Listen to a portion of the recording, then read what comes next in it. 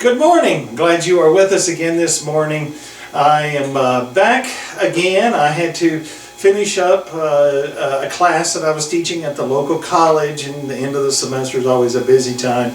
And so I needed to spend extra time finishing up that class, and then my wife and I went on a couple of extended vacation events, and now I'm back.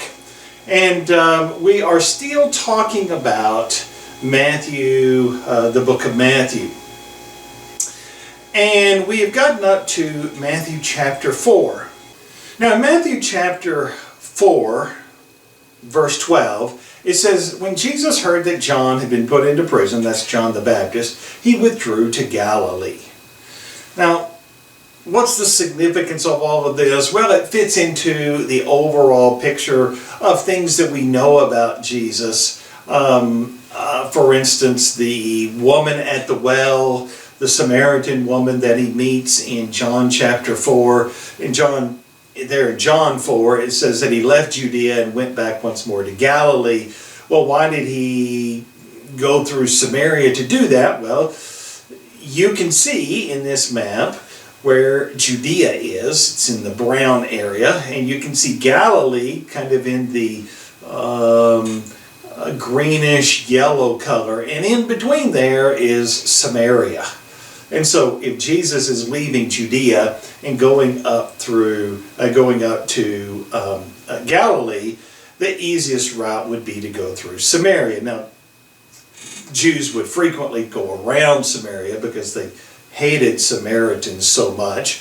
They would go through Perea and the Decapolis and go into Galilee that way.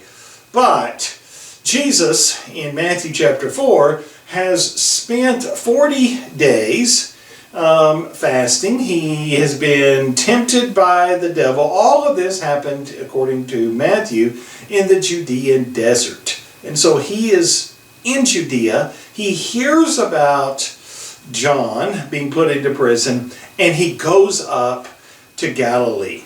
Now, why would Jesus go to Galilee? Well, if you look back at Matthew chapter 2, verse 23, we can see that when Jesus' parents came back from Egypt, so go back and take a look at Matthew 2, they are fleeing Herod's instructions to kill all children, all boys, baby boys under the age of 2. They flee to Egypt. Well, when they hear that Herod has died, they come back and they relocate into Nazareth. Nazareth is in Galilee. Jesus is simply going back home. He hears about John being put into prison, and Jesus then goes up to home, to Nazareth. And he stays there for an undisclosed amount of time. And then it says in Matthew chapter 4, verse 13, leaving Nazareth, so we know that Jesus was living in Nazareth, he went and lived in Capernaum, which was by the lake in the area of Zebulun and Naphtali.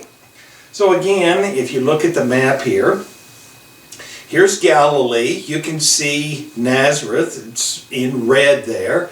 And Capernaum is sort of northeast of Nazareth, right there by the Sea of Galilee. So this is why Jesus spends all of his time around the Sea of Galilee. He's spending a lot of his time in Galilee, especially in Capernaum, which is right there by the sea. But if you notice, Matthew brings up Zebulun and Naphtali. And why would he do that? Well, you could say, well, it's to fulfill prophecy. It says that, and that is true. It does say in Matthew there in chapter 4, it says, to fulfill what was said through the prophet Isaiah, the land of Zebulun, the land of Naphtali, the way of the sea, beyond the Jordan, the Galilee of the Gentiles. The people living in darkness have seen a great light. On those living in the land of the shadow of death, a light has dawned. So yes, Jesus goes up there, it fulfills prophecy, but I think there's more to this that Matthew is trying to get his readers to understand. And in order for us to understand this, we need to go back and look at what exactly is being talked about in Isaiah as it pertains to this prophecy. So if we go back to Isaiah chapter 9, beginning in verse 1, it says, "Nevertheless, there will be no more gloom for those who were in distress. In the past, he humbled the land of Zebulun, the land of Naphtali. But in the future, he will honor Galilee of the nations by the way of the sea beyond the Jordan." Why does Isaiah say that these areas were in distress and humbled? Well, it has to do with their location. You got to keep in mind, in the ancient world, people traveled through specific routes. They traveled certain roads, and especially these trade routes. And there were these established roads, these established paths that people took as they were trading back and forth among the different nations. And there were well-established cities along these trade routes where people could find food and water and places to rest. But in a lot of ways, the armies of the day also used those trade routes. In any time a nation from the north of Israel or to the east that came to battle Israel or even to battle Egypt, which those kinds of battles took place fairly regularly, they would take those trade routes. And Israel was right in the middle of those areas. We can see here one of the primary trade routes as it's passing through Israel. And what I want you to notice is, if you are coming from the north and you are taking that trade route, the first place you're going to go through is Naphtali. And then you'll pass through Zebulun. So when an army would move through that area, the first places they would go through are Naphtali and Zebulun. And this means that these people living in Naphtali and Zebulun were constantly taking the brunt of these armies. Even if the army wasn't really there to attack Israel, as they passed through, they just wrecked everything in their path. Their men, fathers, brothers, uncles, and so forth, were constantly having to defend their area. The women were under constant threat of rape and assault.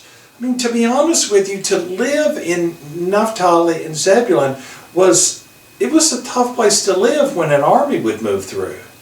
So Isaiah is describing these people as being distressed or humbled, living in gloom. But he goes on to describe what will happen in the future. Beginning in verse 2, it says, "The people walking in darkness have seen a great light. On those living in the land of deep darkness, a light has dawned. You have enlarged the nation and increased their joy. They rejoice before you as people rejoice at the harvest, as warriors rejoice when dividing the plunder. For as in the day of Midian's defeat, you have shattered the yoke that burdens them, the bar across their shoulders, the rod of their oppressor. Every warrior's boot used in battle and every garment rolled in blood will be destined for burning, will be fuel for the fire." Why? Why is everything going to change? Isaiah goes on, he says, "For unto us a child is born, to us a son is given, and the government will be upon his shoulder, and his name shall be called Wonderful Counselor, the Mighty God, the Everlasting Father, the Prince of Peace." You see, Matthew is telling his readers that this child that they read about in chapter 2 will be this wonderful counselor, this mighty God, this everlasting Father, and that Prince of Peace. Matthew wants you to know, as the reader today, that maybe you understand very well how Zebulun and Naphtali felt.